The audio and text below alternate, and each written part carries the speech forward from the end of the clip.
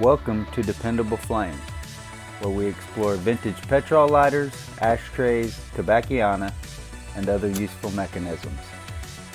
Make yourself at home. Today we are going to give a little update on our experiment of where to best trim the wick in a pipe insert. You can see this park insert that we've been fooling around with for a while, and when we first started using it with the wick cut much higher in the cutout, it was singeing very quickly and burning up, and even with the copper braided type wick sort of getting waxy, or sort of like you're melting nylon. So we trimmed it in these two, the Park and this other Zippo. And you can see the Zippo has burned up a little bit at the top, but the Park doesn't look like it has singed hardly at all. Just, maybe just a bit. But it also looks like it's cut a little bit lower in the cutout chimney of the pipe insert than the Zippo is.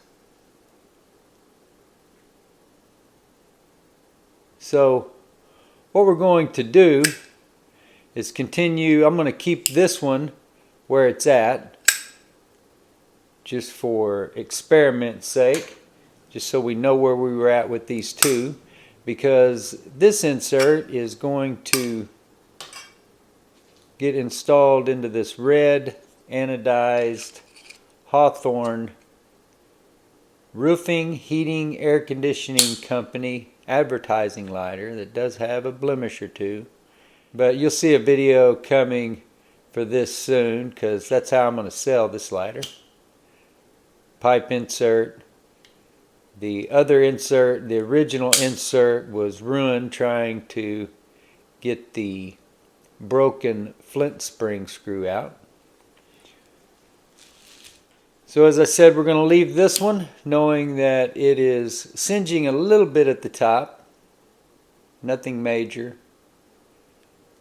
But maybe if we trim this other one a little bit lower. This is another Zippo pipe insert that I have that I've been using for the last good while in this Continental Japan case. So we're going to want to cut this one at about where you see the heavy singeing starts and it turns white again. That's about what the height we want to cut it off at, just to experiment and see how it does in comparison with this one. So I'm going to go ahead and get a hold of this, hopefully without bending anything up, without having to expend too much of an effort. Get a hold of the wick. And it doesn't matter so much if we pull out a little too much, other than that wick broke. But if we pull out too much, that's fine. I just don't want to be wasteful. But as it looks like, we may end up needing to just replace the wick.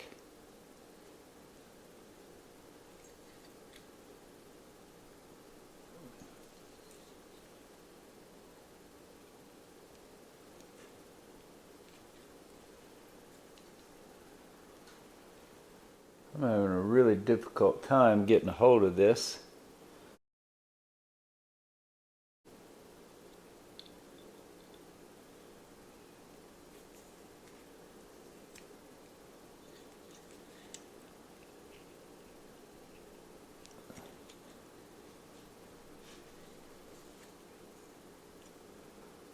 Okay, that was somewhat of an effort, but I believe that we got enough of it pulled out of there clean now that we can trim it up at the height that we were hoping to achieve.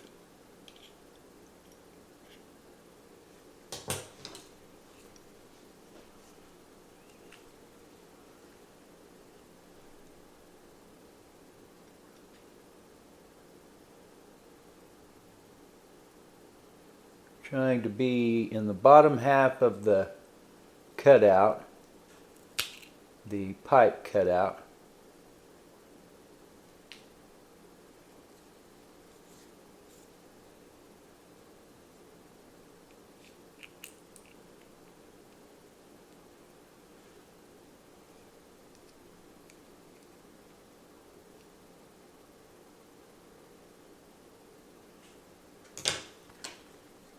See if that's actually any lower than our other one. Hard to say. Maybe not. That's where we're going to go ahead and leave it for now and fuel it.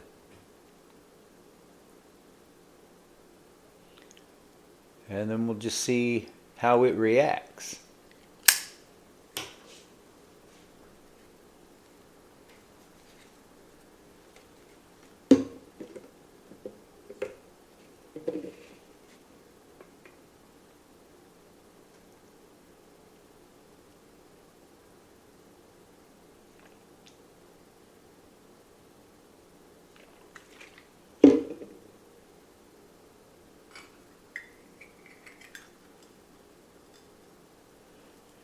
And keep in mind there may be some other variables at play. This not being a Zippo case, it may not fit it just right. And there's folks that think the fit of the case actually affects the way that the flame is produced, or the type of flame that is produced. I don't know if that's the case or not. But like I said, something to keep in mind. Somebody asked me the other day about if my Zippo pipe inserts, the lids came off of them, and that one is moving a little bit but doesn't feel like it wants to come out real easy. So I don't know if those are made to come out or not. I've had one before that was removable, and I can't remember whether it kind of snapped in or whether maybe a solder has come loose. Either way, it's not an unattractive combination to carry around with the old L&M cigarette advertising. A lot of character to this old lighter. Somebody definitely ought to be using it.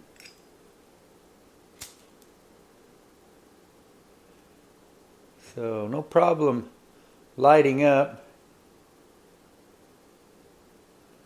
And only time will tell about whether that wick is going to perform better than the others, whether it's going to wax up, or whether we should have cut it a little bit shorter. But that's why there's always a video for tomorrow. Until next time.